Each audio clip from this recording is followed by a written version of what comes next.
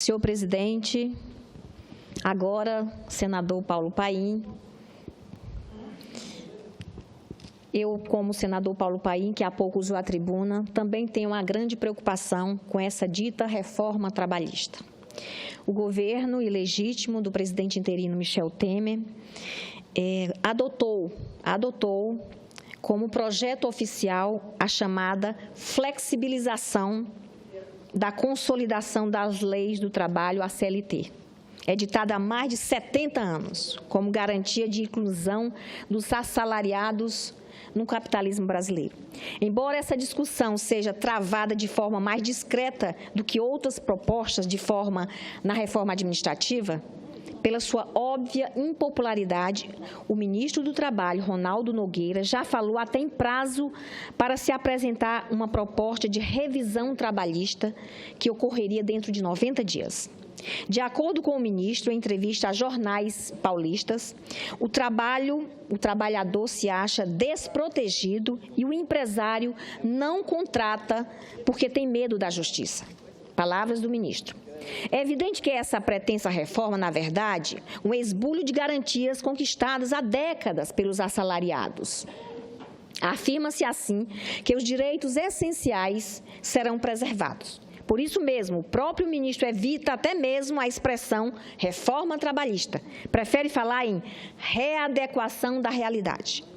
Trata-se de um claro jogo de palavras para tratar do que na prática conduz a uma precarização das relações de trabalho.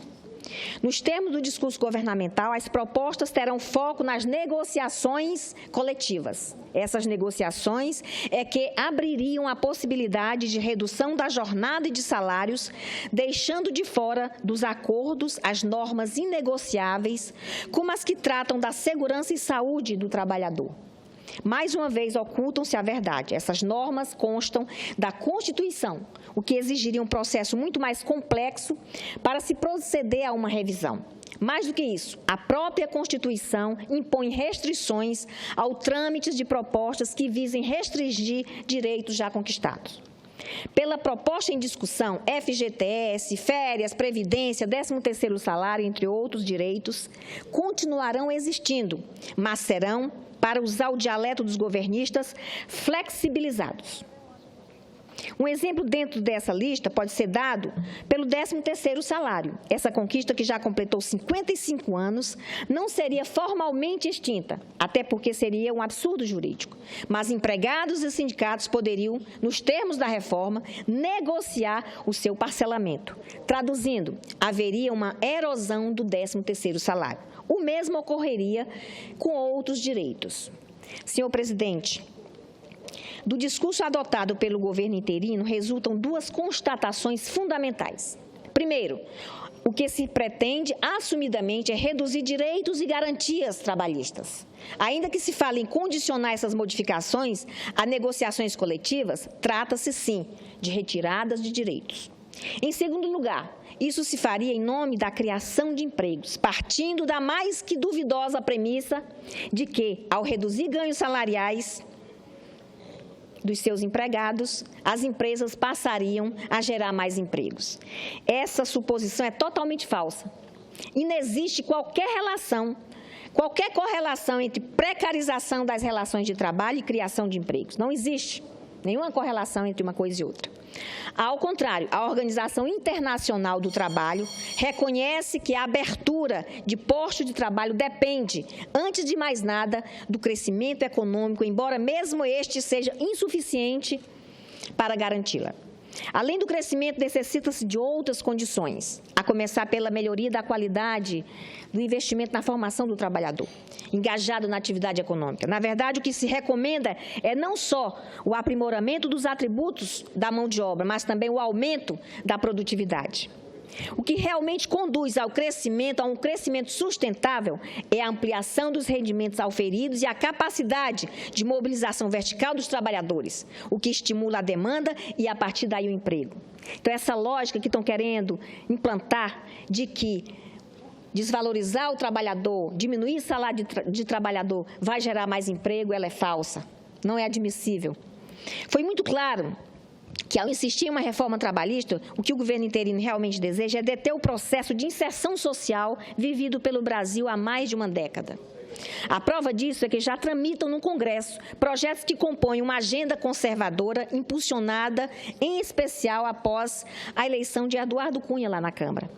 Senhor presidente, senador Paulo Paim tem sido um lutador também desta grande causa, que é preservar o direito dos nossos trabalhadores, dos nossos aposentados, pensionistas. A pretensa reforma trabalhista planejada pelo atual governo converge para outras medidas patrocinadas por ele, que restringem direito dos assalariados, aí incluídos servidores públicos. Atentos aos servidores públicos. Fazem parte da ótica dessas forças conservadoras que demonizam os direitos dos trabalhadores como se fossem amarras que dificultam a produção do país. É o caso de duas proposições que, com prioridade conferida pelo governo interino, tramitam no Congresso Nacional. Refiro ao PL 257 e à PEC 241. Como parte do chamado ajuste fiscal, essa medida prevê arroxo salarial do funcionalismo público e o cancelamento de progressões estatutárias. Hoje, mesmo professores das redes públicas de ensino de todo o país manifestam-se contra mais esse arroxo. E o meu estado de Roraima, estão lá os professores estaduais, o Sindicato dos Trabalhadores de Educação, mobilizados contra essas medidas. Haverá também uma paralisação, de modo a chamar a atenção para a gravidade do problema. Isso em todo o Brasil e no meu estado de Roraima também. Conforme mostra o Sindicato dos Trabalhadores em Educação de Roraima, o SINTER, as medidas prevêem congelar o salário dos servidores, cancelar progressões funcionais e limitar outros direitos já reconhecidos. Sequer haveria a possibilidade de que se recupere integralmente as perdas inflacionárias dos salários. Isso significaria uma perda generalizada do poder aquisitivo, constituindo evidente retrocesso. É o empobrecimento do servidor público, com que não podemos concordar de forma alguma. Na verdade, o PL 257 e a PEC 241 repassam aos funcionários públicos uma dívida que não é deles. Não é dos servidores públicos, funcionários públicos essa dívida. Constituem, porém, condição imposta pelo governo interino para adesão ao plano de refinanciamento da dívida dos estados e dos municípios. Mostra o SINTER que essa renegociação trará consigo a desvalorização e a retirada de direito dos professores, como de todos os demais servidores públicos. Com adesão a essas medidas, o governo interino espera aumentar o caixa das três esferas, federal, estadual e municipal, à custa, como vemos, dos assalariados. Não é justo que os assalariados, que os professores, que os servidores públicos paguem por esta conta. Não podemos, no Congresso Nacional e aqui no Senado, particularmente, admitir esse retrocesso, retirar direitos dos trabalhadores, os verdadeiros construtores desse país, é mais do que um golpe político, é um crime contra a nação e nós não podemos admitir de forma alguma. Quero me solidarizar com os nossos professores lá de Roraima, o Sindicato dos Trabalhadores, o SINTER, por esta mobilização que visa lutar contra, se manifestar contra a retirada de direitos de professores, de assalariados e de funcionários públicos. Era isso, senhor presidente. Muito obrigada.